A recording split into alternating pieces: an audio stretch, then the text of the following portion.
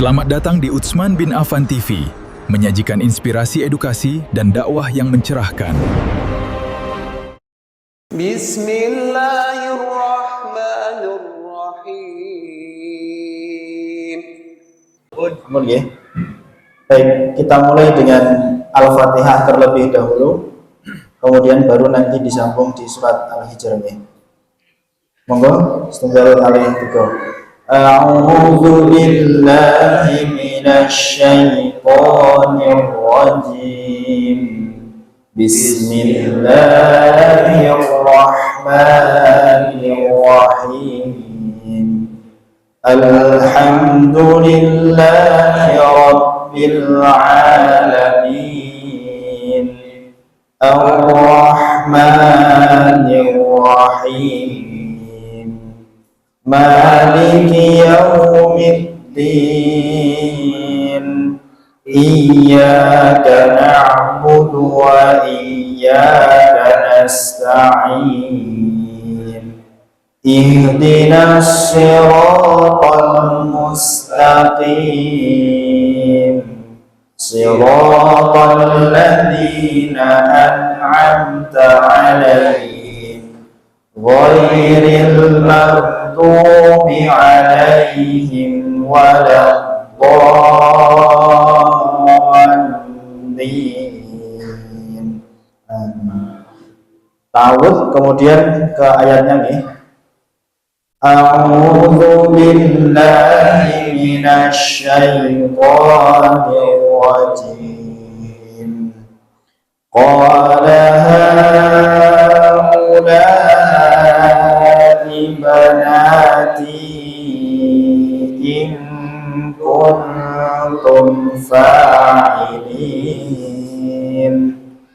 La'amruka innahum lafi sakratihim ya'mahun.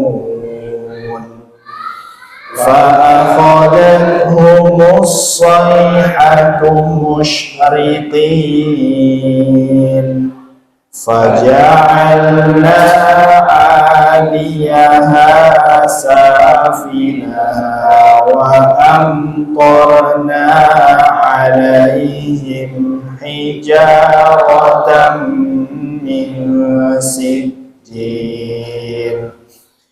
Inna fi dzalika laayatin lil mutawassimin wa innaha labisabilin muqim. Inna fi dzalika laayatan lil mu'minin wa in kana ashabul aikati ladhalimin. Fantaqamna minhum wa innahuma labi imamin mubin. وَلَقَدْ كَذَّبَ أَصْحَابُ الْحِجْرِ الْمُرْسَلِينَ وَآتَيْنَاهُمْ آيَاتِنَا فَكَانُوا عَنْهَا مُعْرِضِينَ وَكَانُوا ينحتون من الجبال بيوتا آمنين فأخذتهم الصيحة مصبحين فما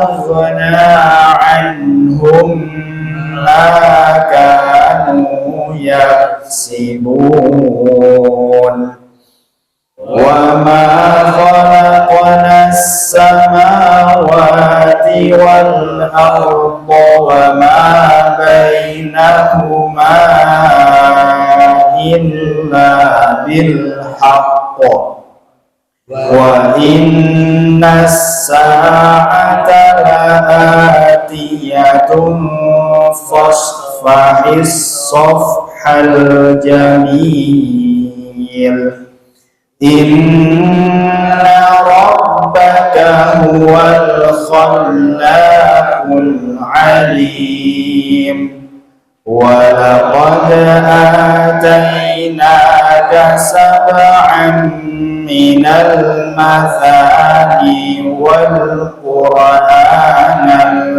azim la tamuddanna 'ainayka ila ma matta'na bihi azwajan minhum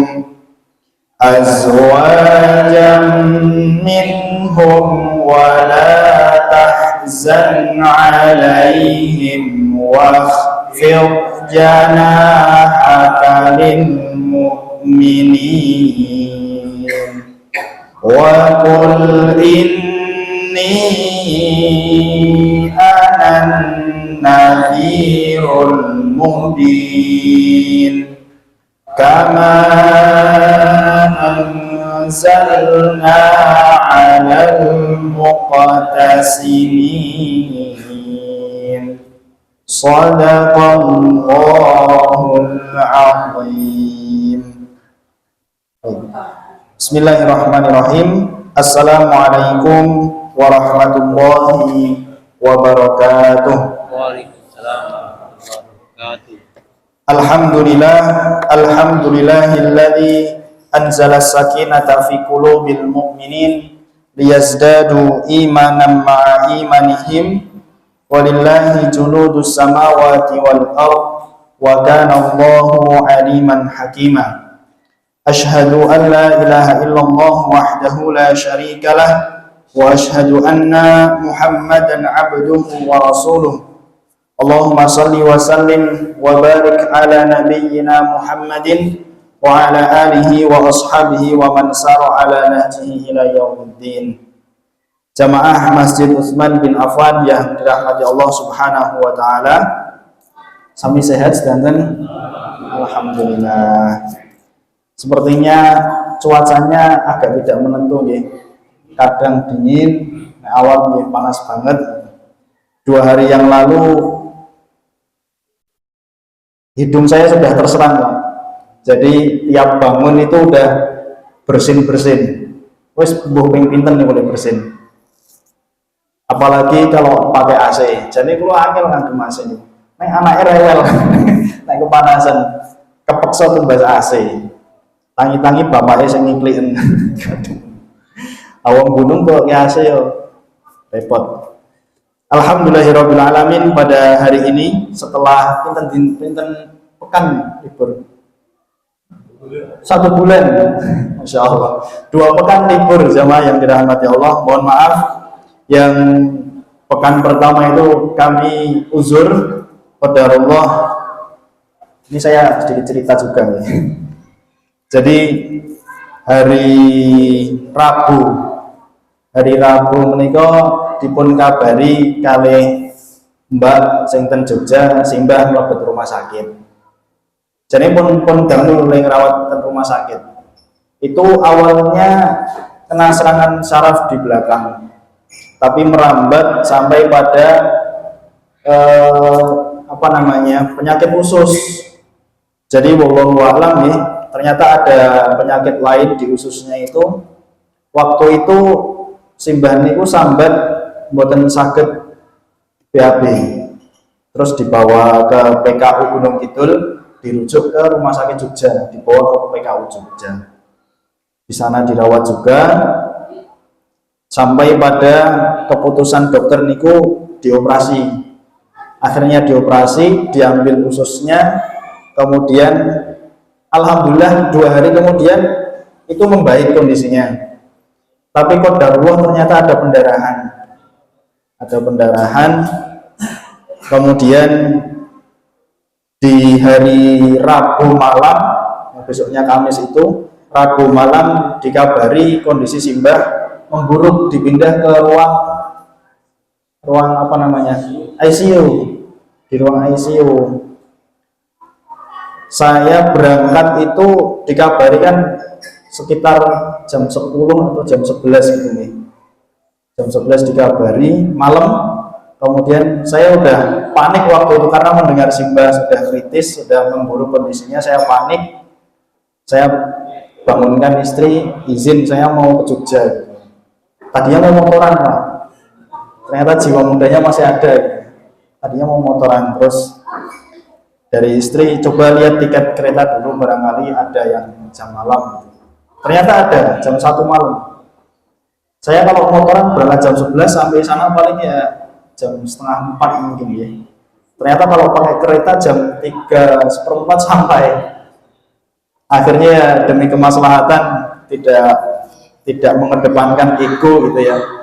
Alhamdulillah naik kereta sampai sana dan jam 11 siang saya jam 9 pagi itu masih sempat nengok Simbah masih napas, sudah pakai alat bantu itu sudah tidak bisa diajak komunikasi, kemudian ya nafasnya sudah agak berat. Kebetulan saya itu ada yang perawat juga nakes, nengok kakinya udah pucat semuanya, udah biru ya, kurang lebih sudah sampai tenggorokan mungkin ya ininya, proses pencabutan ajalnya gitu.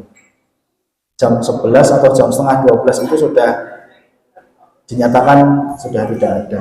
Jadi ya ngepasi banget waktu itu saya malamnya, paginya sempat lihat Simbah masih bisa nafas gitu, siangnya sudah qadarullah nggak ada. Maka Kamis malamnya pada waktu itu saya mohon izin gitu ya.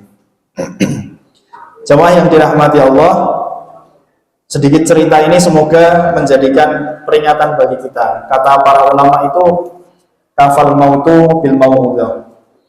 Cukuplah kematian itu menjadi sebuah nasihat. Karena dengan melihat, menyaksikan baik kita menemani orang sakit menunggu ajal, atau kita melayat mensolatkan sampai mengkafani, sampai mengkuburkan, itu menjadi sebuah nasihat tersendiri bagi kita. Jadi dengan cerita ini tadi saya kira cukup kajian malam hari ini. Belum masuk pada intinya ini, teman-teman, ya curhat colongan lah. Ustadz juga butuh curhat lah. Supaya kita sama-sama mengingat bahwa suatu saat nanti kita juga akan meninggalkan dunia ini. Nanti akan ada pembahasan sedikit tentang ayat yang akan kita baca, akan kita bahas, bahwa di dunia ini tidak ada yang kekal kecuali Allah Subhanahu wa Ta'ala. Di dalam surat Ar-Rahman itu kan sudah ada ayatnya, kullu man 'alaiha fan. Siapapun apapun yang di atas muka bumi ini itu akan binasa. Fan, dunia itu fana itu ya, artinya tidak selamanya. Wa yabqa wajhu rabbik, maka yang tersisa itu hanyalah wajahnya Rabb kita atau zat Rabb kita, Allah Subhanahu wa Ta'ala. Jadi ini pengingat, gak usah sombong-sombong lah. Setinggi apapun jabatan, sebanyak apapun pencapaian harta yang kita dapatkan, toh nanti juga ujung-ujungnya tidak akan kita bawa meninggal. Napa enten sing nemu Pak, ada jamaah bawa Fortuner gitu. Dikubur kali Fortuner kayaknya mboten. Atau ada jenazah yang bawa kerintingan emas gitu ya. Yang membuat saya heran itu ya, sudah gajinya tinggi ratusan juta, saya gelem korupsi triliunan. Kayak niku disimpen teng brankas, sing anyar-anyar sak niki kan gitu. Disimpen teng brankas, nemu 70 kg emas. Kayak ngopo saya, ya Allah. Kan padahal saya cuma disimpen ya, artinya la ilaha illallah. Jane sing digoleki opo? Ya begitulah fenomena dalam kehidupan kita, supaya kita bisa belajar. Semoga selawat dan salam senantiasa tercurahkan kepada baginda Nabi Agung Nabi Muhammad sallallahu alaihi wasallam, sebagai bukti kecintaan kita kepada beliau, maka kita senantiasa bersolawat dan memuji beliau atas kemuliaan beliau, bahwa beliau adalah nabi yang terakhir diutus. Jamaah yang dirahmati Allah, saya mencoba mengkaitkan apa yang fenomenal di media sosial kita pada saat ini. Salah satunya pemimpin besar dari negara Iran, Khamenei, itu kan jenazahnya diawetkan sudah berapa lama? 3 atau 4 bulan, dan belum lama ini diarak keliling ke Irak, di kota-kota Irak. Kalau Bapak dan Ibu mirsani berita atau mungkin di media sosial itu, begitu jenazah atau petinya keluar dari penyimpanan mayat itu, kayak apa Pak? Maksudnya para jamaah manusia itu bergerombolan berebut pengen nyentuh Ali Khamenei, cari berkat katanya. Saya kemudian berpikir, itu baru Ali Khamenei, manusia biasa, nggak ada ayat turun ke beliau, nggak ada jaminan beliau masuk surga. Gimana kalau hadirnya Rasulullah? Separah apa? Maksud saya, ketika kita mengidolakan seseorang, mengagumi seseorang, jangan sampai pada taraf tahapan sampai mengalahkan cinta kita kepada Rasulullah SAW. Lebih-lebih kepada Allah Subhanahu wa Ta'ala, bahkan sampai disembah ya. Ini karena direkam, saya nggak mau bahas terlalu jauh tentang geopolitik di Timur Tengah nih. Nanti kalau dipotong bisa aja ya. Karena realitanya di Indonesia masih pro kontra kan, antara yang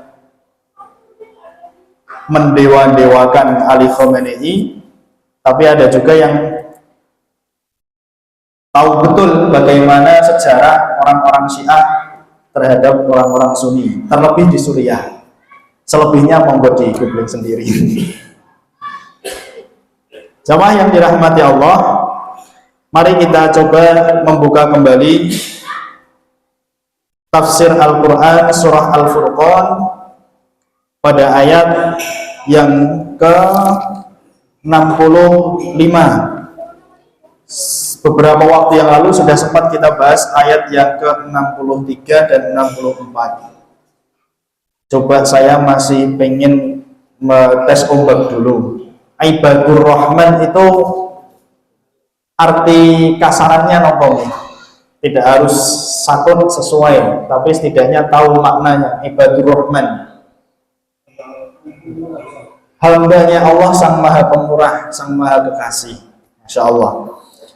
Artinya ini adalah karakter atau sifat atau sikap idealnya seorang hambanya Allah Subhanahu wa Ta'ala.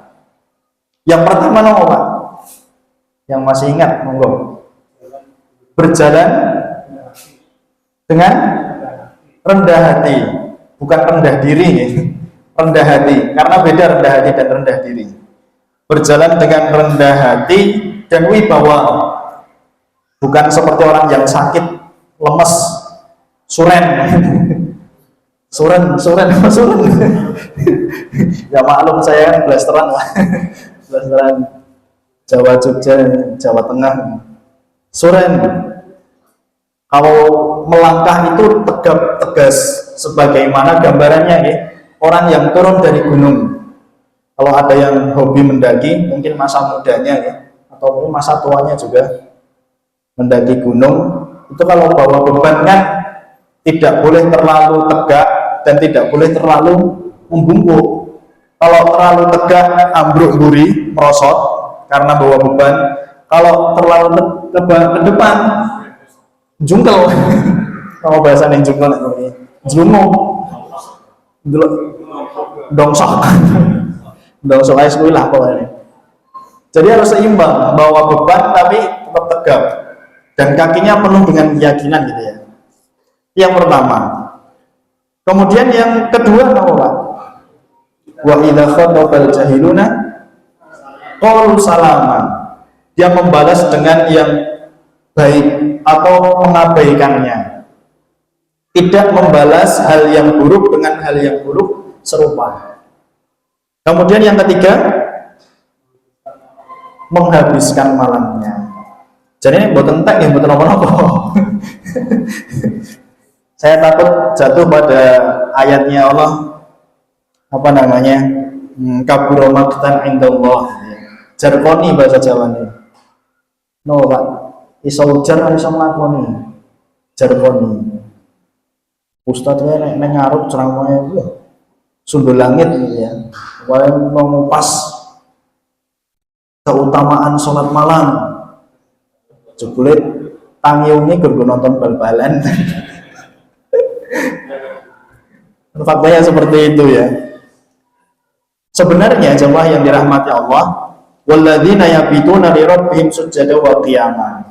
Dalam malam-malam itu mereka menyempatkan untuk sujud kepada Allah dan qiyamul lail. Ya katakanlah misalnya,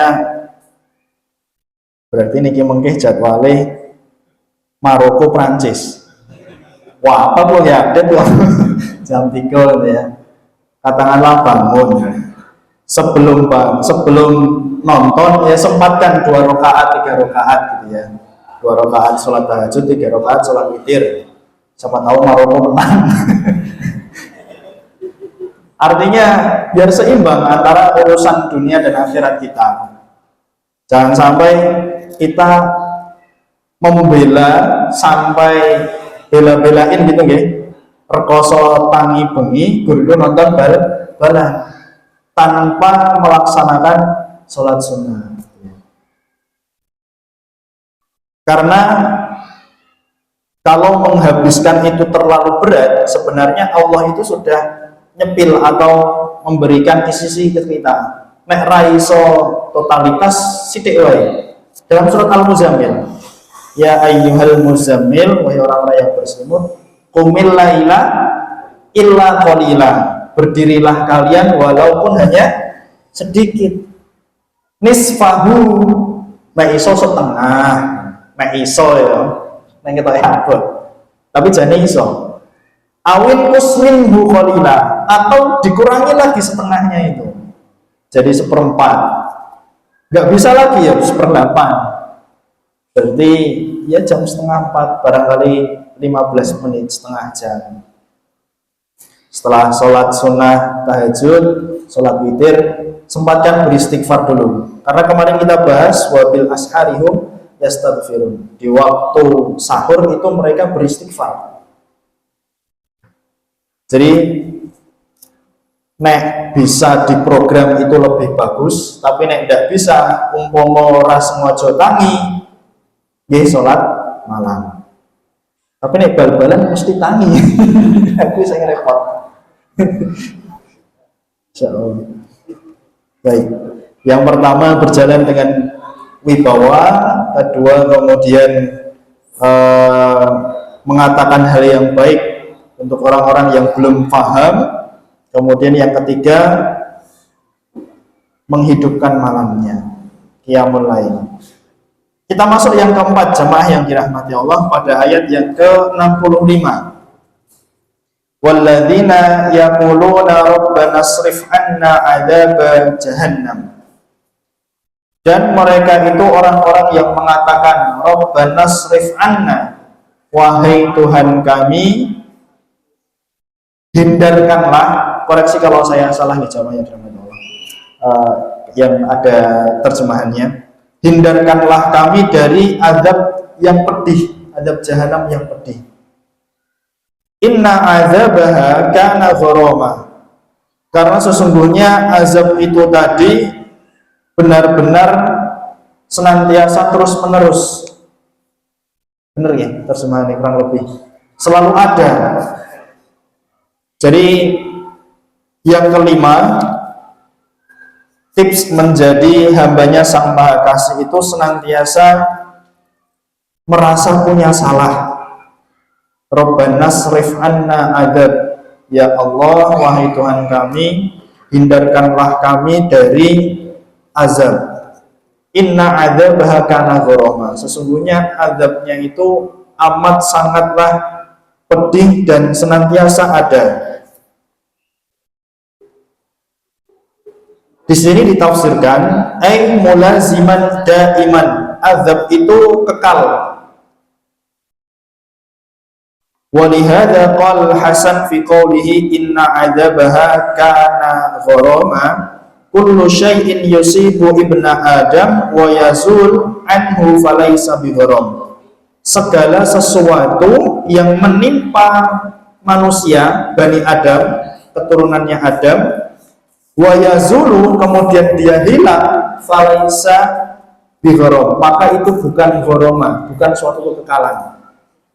Misalnya sakit sariawan, kan itu hanya periodik ya, berarti itu bukan azab yang mengekalkan. Wa innamal gharamul lazim madamatis samawati wal ard. Karena al-gharam yang dibilang senantiasa ada itu tadi adalah madamatis samawati wal ard, senantiasa melekat sebagaimana adanya langit dan bumi. Masih penasaran nih Pak? Sampai sini masih belum terlalu gamblang ya. Wa kadza qala Sulaiman At-Taimi wa qala Muhammad ibn Ka'ab inna adzabaha kana gharama, yakni mana'imu fid dunya. Nah, ini baru sedikit jelas, sedikit terang.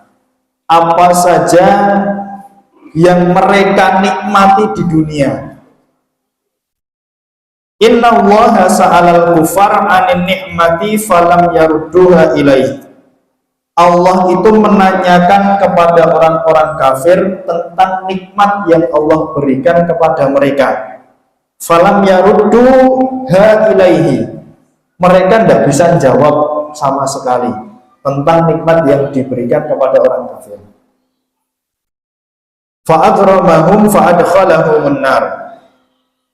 Maka Allah mengekalkan mereka, fa'adkhalahum an-nar, dan mereka dimasukkan ke dalam neraka. Artinya jamaah yang dirahmati Allah, ada pemisah antara sifat ibadur rahman dengan orang-orang kafir. Orang kafir ini diberikan kenikmatan oleh Allah Subhanahu wa ta'ala dengan segala kemewahannya di dunia, harta, benda, dan lain sebagainya. Ketika ditanya oleh Allah untuk apa nikmatnya, apakah untuk membawa dia kepada hidayah Islam, mereka nggak bisa jawab itu. Jadi mereka dapat kasihnya Allah, tapi nggak dapat sayangnya Allah. Allah itu kan ngasih kepada siapa saja yang Allah kehendaki, baik itu orang yang beriman ataupun orang kafir. Kalau seandainya pembagian rezeki Allah itu berdasarkan ibadah hamba, sudah pasti orang kafir itu miskin. Tapi ternyata enggak. Ada juga yang dibagi kenikmatannya dari Allah Subhanahu wa ta'ala, tapi enggak dikasih sayangnya Allah. Nah, kita sebagai orang yang mukmin, muslim, insya Allah mendapat kasih dan sayangnya Allah. Artinya sayang Allah Subhanahu wa ta'ala, kecintaan Allah Subhanahu wa ta'ala diberikan kepada kita belum tentu dalam hal yang bisa kita lihat, jemaah. Bisa jadi Allah memberikan kita ketenangan. Niki enten sing kepikiran ten griya dereng mateni kompor.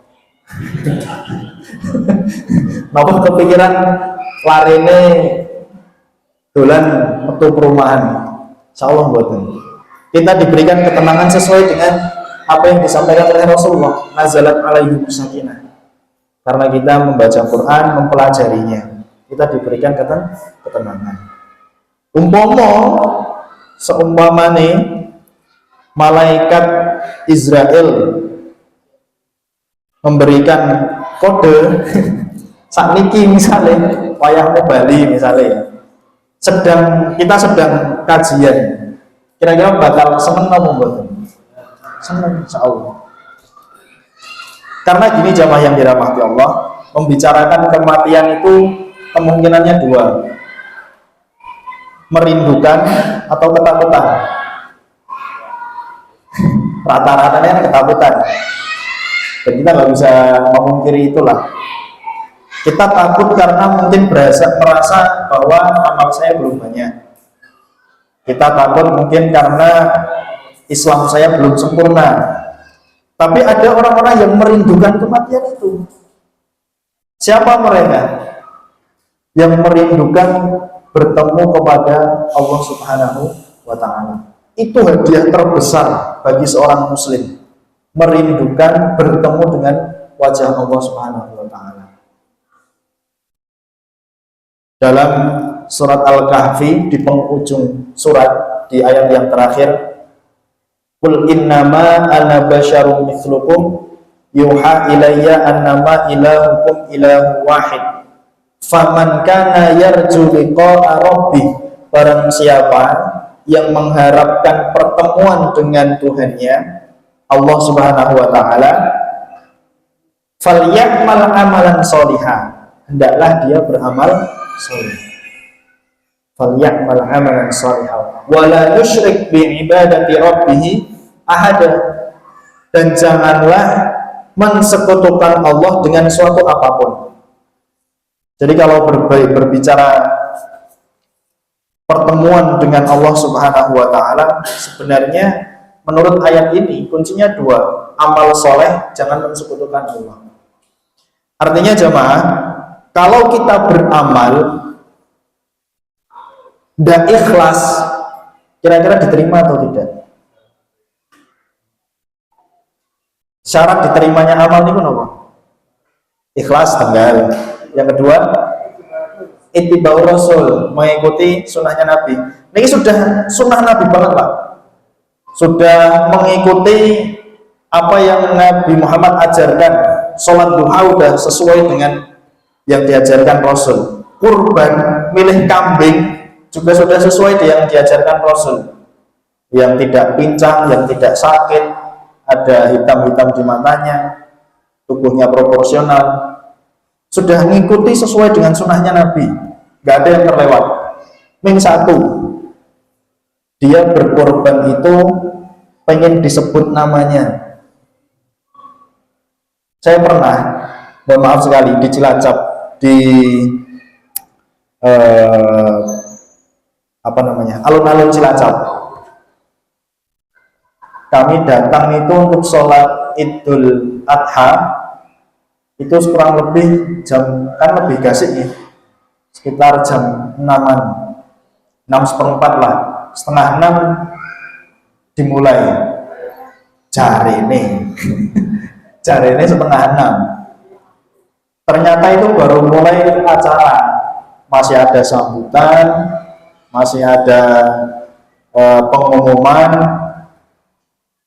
kurban, sohibul kurban di Masjid Agung. Oh, itu disebut satu-satu namanya. Ya kita nggak boleh menghukumi si fulan itu tidak ikhlas, si fulan pengen disebut itu tidak boleh. Cuman kalau seandainya ada orang yang pengen kurban, kok namanya cuman pengen disebut di dalam daftar list sohibul kurban, tanpa dia mengharapkan keridhaan dari Allah, yang dia dapat ya cuman itu, disebut namanya. Nanti ketika di akhirat dia ingat, ya Allah, dulu saya pernah kurban tahun 2026 di Masjid Utsman bin Affan. Ini kok nggak ada daftarnya, ini salah ambil data apa gimana? Ini nanti Allah akan menjawab, kamu dulu niatnya untuk apa? Biar disebut namanya toh? Ya, sudah. Ya udah, nggak usah nagih di sini. Kan sudah disebut namanya ketika pengumuman. Makanya betapa pentingnya niat dalam setiap amalan kita. Bahkan setiap buku hampir setiap buku para ulama itu dimulai dengan peringatan niat supaya mengikhlaskan lillahi ta'ala, mencari keridhaan dari Allah Subhanahu wa ta'ala.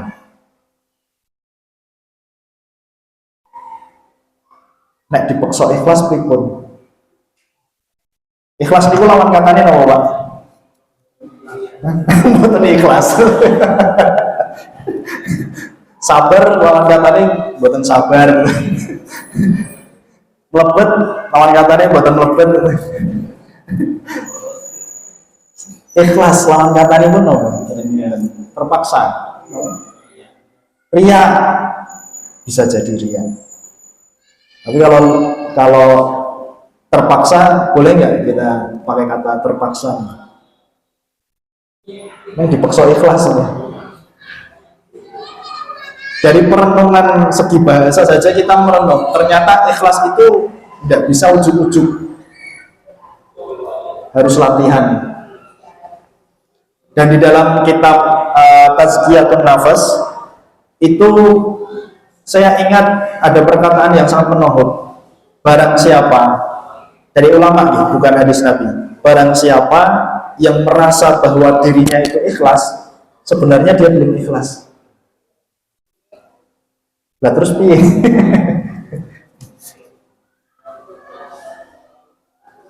Memang ikhlas ini amalan hati. Kita tidak bisa intervensi hatinya orang lain. Menyambut gawe lo kayaknya orang totalitas ikhlas ya. Siapa tahu dia lagi asam lambung kan? Atau belum makan, belum sarapan. Maka saya sangat agak geram. Misalnya ada orang mau mengintervensi ikhlasnya orang lain, ngurusi ikhlasnya wong liya mboten sah. Ikhlasnya dhewe men belum tentu bener, kok ngurusi ikhlasnya wong liya. Dan ikhlas itu perlu latihan. Jemaah yang dirahmati Allah Subhanahu wa taala. Tadi bahas apa sampai ikhlas ya? Inna adzabaha kana gharama binasa dan kal tadi ya. Oh iya, hampir kelupaan. Terus gimana kalau misalnya, karena ini sering menjadi pertanyaan gitu. Gimana kalau misalnya saya contohkan di dunia pendidikan gitu. Misalnya ada mahasiswa. Bagaimana caranya mahasiswa ini belajar itu juga ibadah mencari keridhaan Allah. Sementara dia butuh ijazah. Atau gini, ijazah asli. Atau gini deh, gimana caranya agar kita itu bekerja dengan ikhlas? Kalau menurut saya pribadi ya Pak, coba saya tanya, kira-kira ada nggak di antara jamaah bekerja tapi nggak digaji? Bekerja tapi nggak digaji?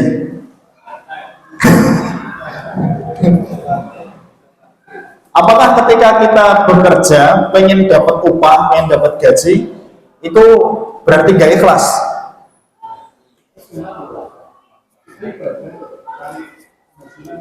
Iya, tapi kalau misalnya nggak digaji, kira-kira gimana? Ya udah, antum kan kerja yang ngasih rezeki Allah, ya. Kerja di tempat lain juga yang ngasih rezeki Allah. Ya udah pasrah aja sama yang ngasih rezeki gitu ya. Kadang kita terjebak dengan pemikiran yang seperti itu.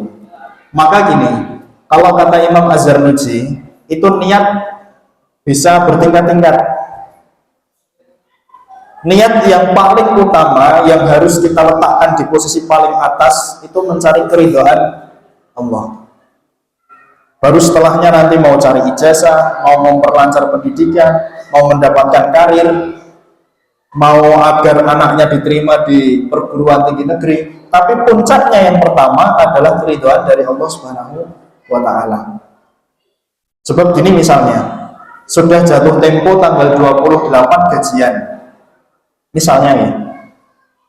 Kemudian ketika kita bekerja, kalau kita tidak mengharap ridhonya Allah, hanya mengharap gaji, tanggal 28 nggak ada notif gitu misalnya, nggak ada printingan masuk gitu ya, telat. 29 juga tidak ada, 30 baru masuk. Kira-kira gerundel nggak? Manusiawi. Manusiawi ya pasti gerundel, karena udah HSC bayaran listrik, bayaran ini dan segala macam. Kalau kita mengharap keridhaan manusia, sudah pasti itu nanti akan kita sendiri yang kesiksa, Pak. Tapi kalau kita mengharapnya keridhaan Allah Subhanahu wa Ta'ala, nanti Allah yang mendatangkan dari arah yang tidak disangka-sangka. Boleh kue untuk arisan, karwan itu arisan ya, dan lain sebagainya. Atau misalnya diantar makanan dari tetangga, dari saudara, dan lain sebagainya. Jadi posisikan niat yang paling ujung, paling atas itu adalah mencari keridhaan Allah Subhanahu wa Ta'ala.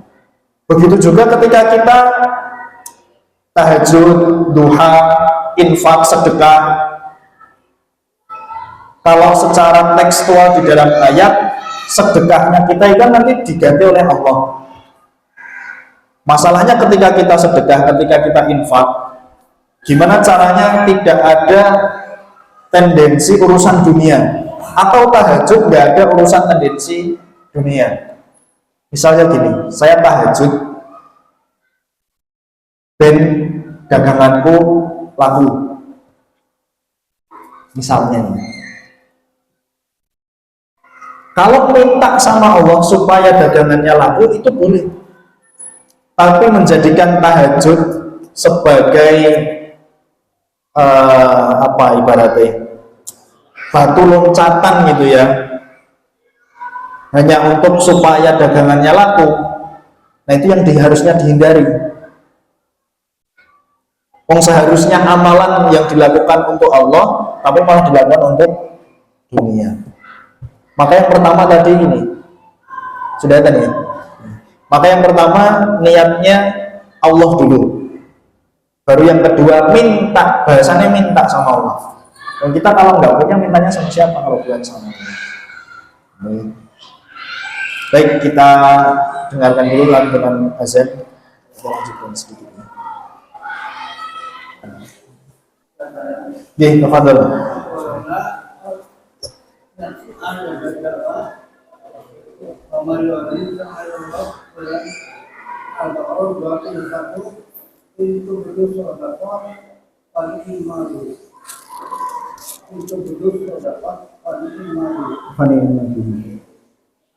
Kalau menjalankan amal untuk mengajak orang. Gimana tadi? Kamu tadi? Jadi, kalau hidup kurban, kalau kurban dengan ya, man. Oh ya ya. itu bahasanya Jawa dan Syiar mengenai wording sama Allah minta dan itu butuh sedekah orang yang Ayo. itu dua Allah. Artinya dalam menyebutkan ya sabil kurban itu ada sisi siarnya gitu ya. Baik, masya Allah pertanyaannya. Makanya sebenarnya perkara niat dan ikhlas itu adalah untuk orang yang bersangkutan. Kita tidak bisa menghukumi, misalnya fulan itu disebut namanya di dalam list sohibul kurban. Kita tidak boleh fulan itu tidak ikhlas itu berarti cuma pengen disebut. Kita tidak bisa tahu isi hati seseorang. Yang tahu hanya orang itu dan Allah Subhanahu wa Ta'ala. Kenapa kita belajar ini? Karena kita berusaha untuk menghindarinya. Jadi kalau misalnya nanti ada adat atau kebiasaan sebelum sholat id itu disebut nama sohibul kurban, ya jangan sampai kita mengambil kesimpulan oke yang disebut jenenge ra ikhlas berarti. Enggak. Kalau kita tinggal di daerah situ kemudian kita berkurban, kemudian emang adatnya disebutkan, kita mau gimana? Makanya ikhlas itu hanya urusan seseorang dengan Allah Subhanahu wa Ta'ala. Pelajarannya untuk kita, jangan menghukumi orang lain dan ikhlas, itu yang betul. kelihatan sholatnya orang tenanan misalnya, berarti ra ikhlas kayak. Siapa tahu dia sarafnya belakang kecepit, rukuknya tidak sempurna kan, misalnya. Kita tidak bisa menghukumi seperti itu. Jadi kembali lagi kepada orang tersebut, apakah dia ikhlas karena Allah atau tidak, kita tidak bisa intervensi. Adapun untuk syiar itu kembali ke panitianya kan, berarti dia menyebutkan nama-nama itu untuk syiar Islam atau seperti apa. Dan kembali lagi, kita tidak boleh ngurusin niatnya orang, kita ngurusin niat kita sendiri. Kita belajar niat, keutamaan niat harus seperti apa untuk kita sendiri. Kalau sekedar mendakwahkan kepada orang lain, ya tidak apa-apa. Gimana-gimananya ya berarti nanti bagaimana penerimaan seseorang itu tadi. Misalnya kita ngasih tahu ke fulan, dia nggak datang kajian misalnya ya, ini dibahas-bahas bab niat. Tapi misalnya ibadah ini kudu sing tenanan, niate mergo Gusti Allah, ora oleh mergo niat disebut jeneng-jenenge. Kemudian kalau dia nanti agak gimana gitu ya, maksudnya menghindar mungkin dari kita atau seperti apa, ya sudah, kita setidaknya sudah menjalankan kewajiban kita untuk berdakwah. Dia mau mengambil keputusan untuk tetap sombong atau menerima dengan legowo, alhamdulillah, itu tergantung dari madhunya.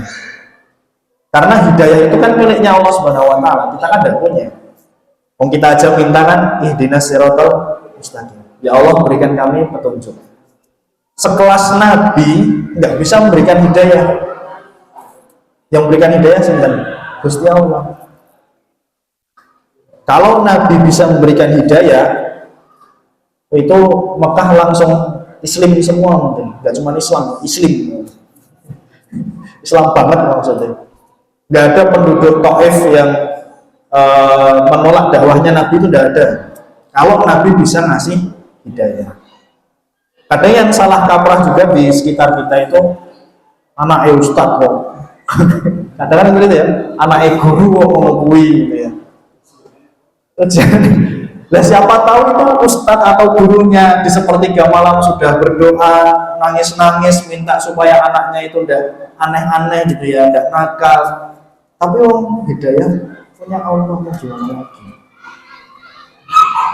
Bahkan Nabi juga tidak bisa memberikan hidayah kepada pamannya. Yang kita bisa lakukan adalah minta hidayah kepada Allah. Mengatakan ya, semoga menjawab ya Bapak. Baik, satu ayat saja ya sebagai penutup karena ini singkat. Innaha sa'at mustaqarra wa muqama. Sesungguhnya azab jahannam tadi saat mustaqarra wa muqama, seburuk-buruk tempat tinggal dan seburuk-buruk tempat untuk menetap. Neraka itu tadi ya, bi'sal manzili mandharan wa bi'sal maqili maqaman.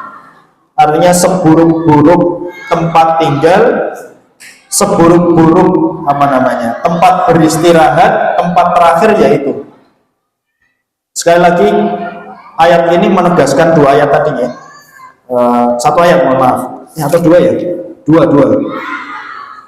Yang mereka mengatakan, ya Allah hindarkanlah kami dari azab jahanam.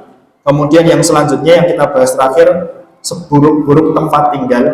Ini menjadi dalam pemahaman kita itu terpisah antara orang yang beriman, hambanya Allah, sama orang kafir. Sebagai penegasan, kalau memang kita itu orang yang beriman, senantiasalah memohon pertolongan kepada Allah untuk tetap dalam keadaan muslim. Jangan sampai seperti orang-orang kafir yang nantinya mereka akan mendapatkan goroma tadi yang senantiasa kekal. Demikian ya jamaah yang dirahmati Allah Subhanahu wa taala, apa yang bisa kami sampaikan. Wallahu taala a'lam bissawab. Semoga Allah memberikan hidayah dan keistiqomahan bagi kita semuanya. Mohon maaf atas segala kekurangan. Hadanallahu wa iyyakum Wassalamualaikum warahmatullahi wabarakatuh.